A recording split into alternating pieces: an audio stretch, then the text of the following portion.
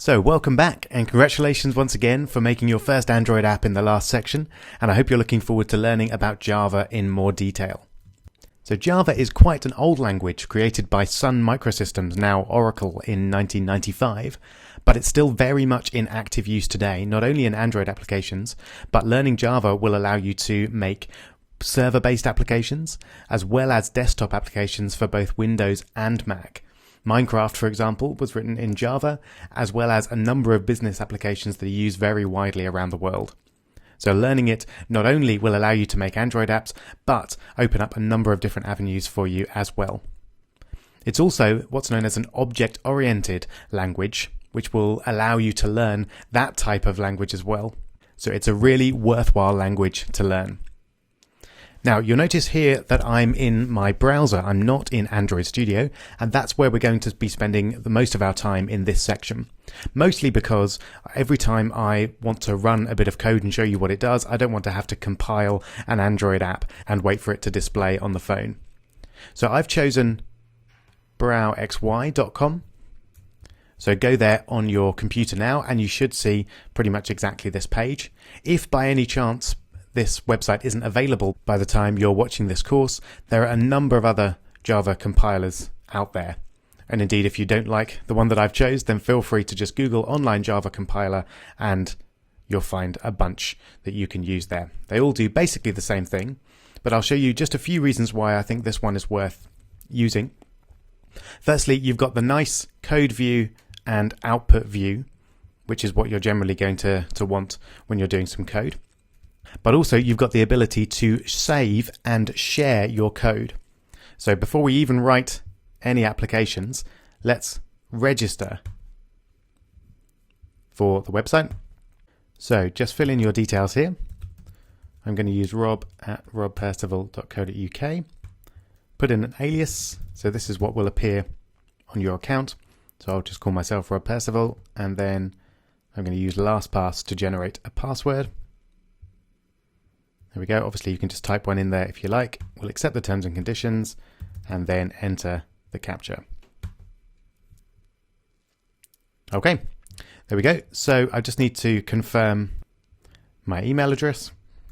You don't need to see me doing that, so I've just done that. And now I'm going to click continue. And there we go. So now I'm logged in, and now I can save all my programs. So that's going to be a really useful thing for you to be able to do as you go along. Each program you make, you can save and then go back and view it and edit it later.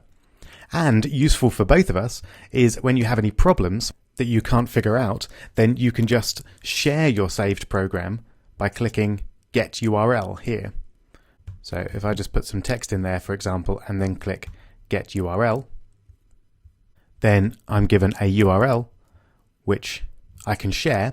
So if you want to post something in the forums, then you can post it using that URL, and then we'll all be able to see and run your code and try and tell you what's wrong. So that's a really useful feature, and that's why I've chosen to use this site to practice our Java. All right, but enough introduction. Let's get straight in and create our Hello World app. Now, another handy feature of this Java editor is that we've got a number of kind of templates of code that we can look at and just import straight away. So I'm going to import Hello World. There we go. So let's just get rid of the untitled there. Now, some of these keywords and structures will be reasonably familiar to you as we use them in the last section. But now, as I said previously, we're going to look at them in much more detail. So first of all, let's just click Start up here to see what this does. You might be able to guess. It prints Hello World to the console. As you can kind of guess, that line might achieve for you.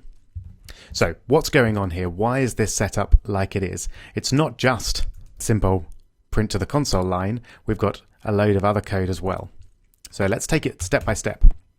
So this first line here, it creates a class called Hello World, and that class is public. We actually don't need that word public there. If I get rid of that and then run it again, everything works fine, but it's conventional to put it in, and it just defines the access level of this class. So the class can be accessed from anywhere in our app. which doesn't really make much sense when we've only got such a tiny page here. But if you imagine you have a load of scripts and a load of different places in your app, you might want to keep some areas of it hidden from others, essentially. So what's a class, you might be asking? Well, it's one of the things that will become much clearer as the course goes on, but to give you a brief introduction, a class is like a template, or what's known as an object. So my usual way of explaining this is to think about in terms of computer games. So let's say you've got a computer game that has some ghost characters in it. What you might want to do with these ghost characters is create a class called Ghost. And then within that class, you have a load of code that defines a ghost. So it might define how much it damages the character when the character comes into contact with the ghost. It might define how the ghost moves around the screen. It might define an image that matches what the ghost looks like.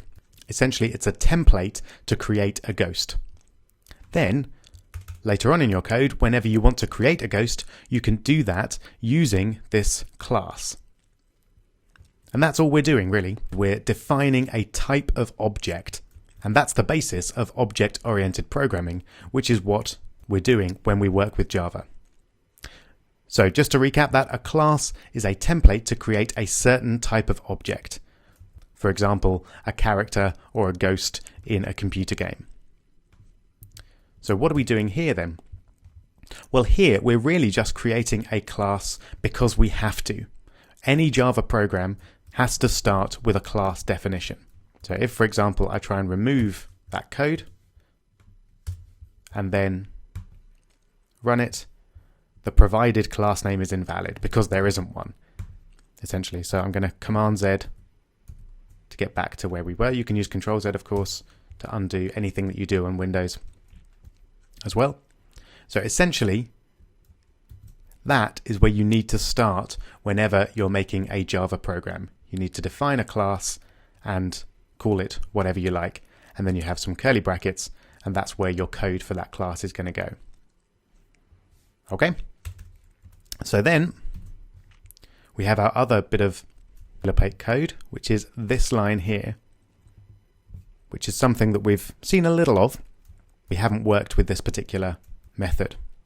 So this is the main method. And a method, by the way, is just a function by another name. So when we're working in object-oriented programming, we talk about methods rather than functions. And they are just chunks of code that do something, like display hello world, for example. So don't be afraid of the word method. It just means a chunk of code that does something. So every Java program, again, has to have a main method. And essentially, that method is what is going to run when the Java program is executed. And we've got a few keywords here, two of which we're familiar with, one we're not. So public, again, just means that this main method is going to be accessible from anywhere in our program. Void, we've seen before, means that the main method won't return anything. So just to remind you, you might have a function that doubles a number for some reason, and that function will then return something. So if you send the number 4 to it, it will return the number 8. If you send the number 10, it'll return the number 20. But this method is not returning anything, so we put void there. And the new keyword that we haven't seen before is static, and that's slightly tricky to define, so I'm just going to quickly go back to my ghost example. So let's say we have our ghost class.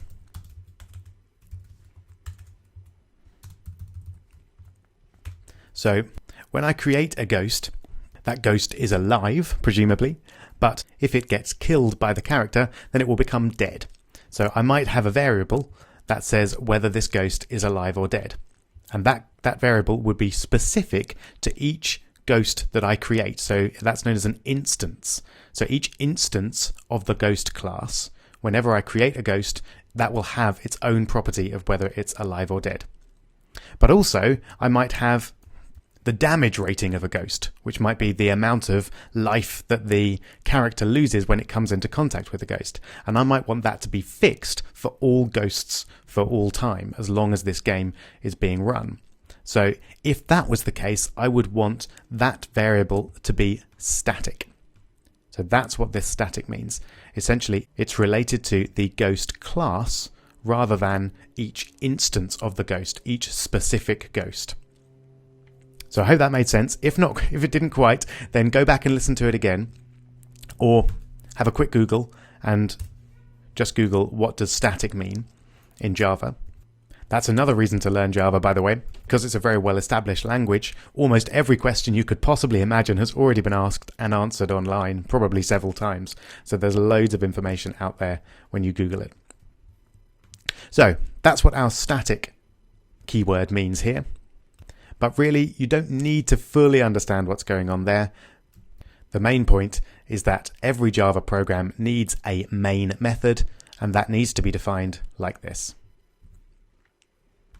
Okay, so now we're just looking at this part. So this is the variables that are going to be passed to the main method. And those, in this case, are an array of strings. Now, don't worry too much about what an array is. We're going to look at that in a few videos' time. But the name of the variable is called args, and that can be changed. We could change it to arguments. That would be fine, and if we run that, it would still work without any problems, but the convention is to call it args. And essentially, the args are some particular values that you might want to set when you run the program. So I might want to tell the program my name, for example, and I would send it the name Rob. I might want to tell it my age, and I'll pop in 34.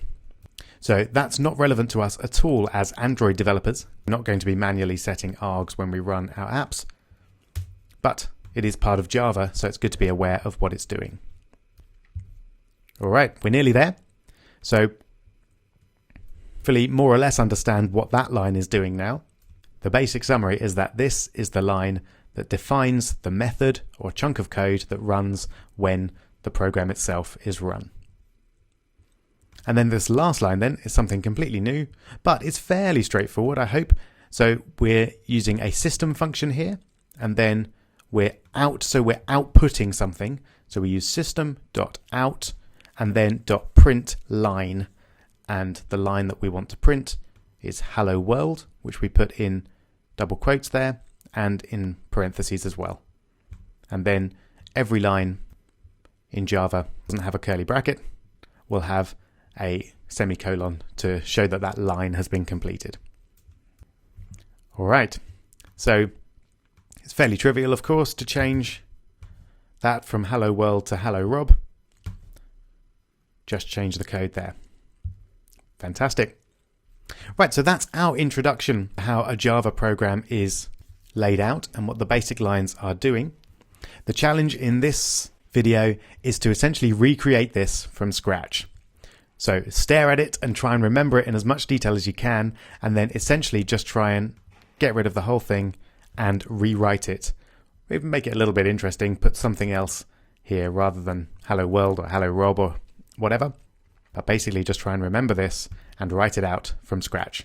Preferably telling yourself what each keyword is doing as you're writing it. Good luck.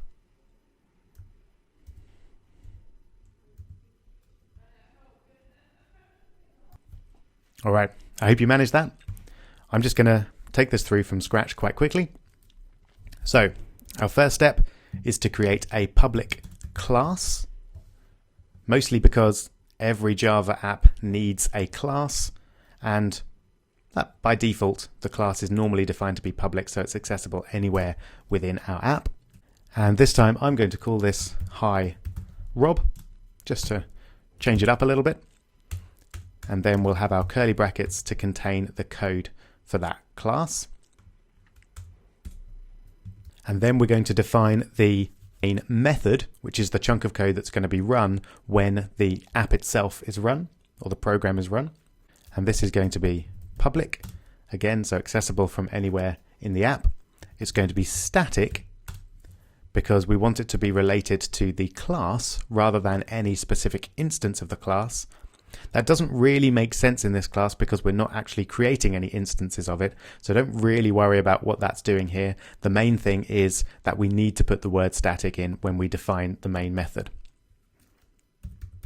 And then void because it doesn't return anything, and then we're going to call the method main, and the method is going to accept an array of strings like that, and that array of strings is going to be called args, and that's it. And then once again we'll have some curly brackets to contain our inside code, and then finally we want to write the code to display the words "Hi Rob" in the console, and we do that by accessing the system functions or system methods, and we want the set of output methods within that, so system.out, and then we want to print a line, so print ln, and the line that we want to print is "Hi Rob," and we contain that in double quotes, and we contain the double quotes in parentheses, and then a semicolon at the end of the line. Fantastic. So let's just run that, and it works fine. Brilliant. So fairly straightforward. All we're doing is rewriting what we saw before, but hopefully that helped clarify in your mind what each bit of this code is doing. So I'm just going to save this program. So I'll call it Hello World. Okay. And then you can see that if you do that as well, it's saved there, and then you can edit it and publish it as well. And in the next lecture, you'll see a link to this code. So you'll be able to view code for each of these lectures and run it and edit it and test it for yourself. Not that you'll need to, of course, because you will have written it out yourself anyway as part of the challenges and as you're working your way through the videos. Great. So that's our Hello World Java program completed. In the next video, we'll see in more detail how to create and work with variables in Java. See you there.